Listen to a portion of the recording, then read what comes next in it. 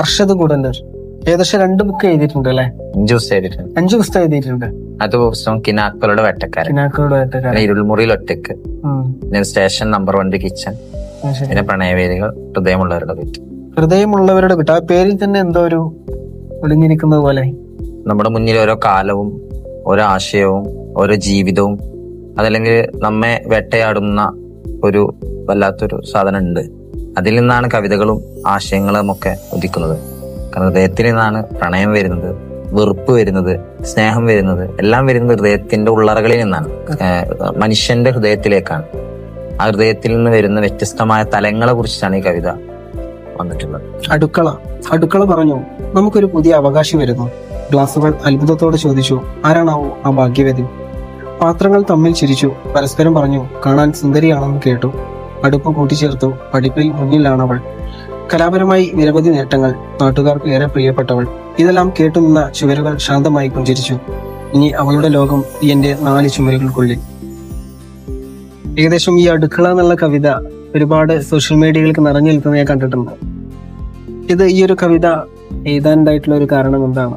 കല്യാണം നോക്കുന്ന സമയത്ത് പെൺകുട്ടികളോട് പറയും പഠിപ്പിക്കും, അല്ലെ ജോലിക്ക് വിടും എന്നൊക്കെ പറയും.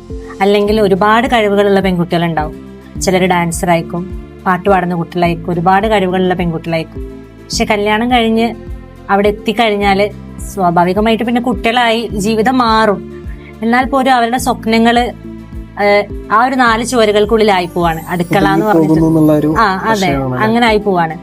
അപ്പൊ ഞാന് എഴുതിയത്, എനിക്ക് എന്റെ ഉള്ളിൽ എപ്പോഴും എവിടെയെങ്കിലും ഒന്ന് ഇന്ന അഡ്രസ് ചെയ്യണമെന്നുണ്ടായിരുന്നു.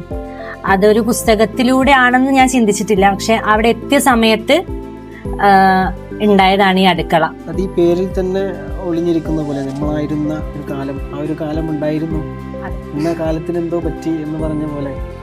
എന്നെ തന്നെയാണ് പുസ്തകത്തിലുള്ളത്. ഞാൻ കണ്ട മനുഷ്യരും എന്റെ ചുറ്റുപാടും, അതായത് എന്റെ ഓർമ്മകളെ ഞാൻ അതിൽ കൊടുത്തതാണ്. എന്റെ ഒരു ഡയറി പോലെ എനിക്ക് എപ്പോഴും ഓർമ്മിക്കാനുള്ള ഒരു പുസ്തകമാണത്. ഇങ്ങനെ ഒരു കവിതാ സമാഹാരം എഴുതാനുണ്ടായിട്ടുള്ള ഒരു കാരണം, മുന്നേക്ക് ഒരുപാട് കവിതകൾ എഴുതിയിട്ടുണ്ട്. ഞാൻ പുസ്തകങ്ങൾ വായിക്കാൻ ഇഷ്ടമായിരുന്നു. അങ്ങനെയാണ് ഒരു പേജ് സ്റ്റാർട്ട് ചെയ്തത്. പുസ്തകങ്ങൾ വായിച്ചിട്ട് റിവ്യൂ ചെയ്യുന്നൊരു പേജ്. അപ്പം ഒരു പുസ്തകം എഴുതാനുള്ള ഒരു ധൈര്യം ഉണ്ടായിരുന്നില്ല. പിന്നെ കുറച്ചുകൂടെ അങ്ങ് കഴിഞ്ഞപ്പം ആണൊരു പുസ്തകത്തിനെ കുറിച്ച് ചിന്തിച്ചത്. നോട്ട്സിൽ കുറച്ച് കവിതകൾ ഉണ്ടായിരുന്നു, അതൊരു ഫ്രണ്ടിന് അയച്ചു കൊടുത്തു. ആ ഫ്രണ്ട് ഓക്കെ പറഞ്ഞു, നന്നായിട്ടുണ്ടെന്ന് പറഞ്ഞു. ആ ഒരു ഇതിന്റെ പുറത്താണ് നമ്മളായിരുന്ന കാലം സംഭവിച്ചത്.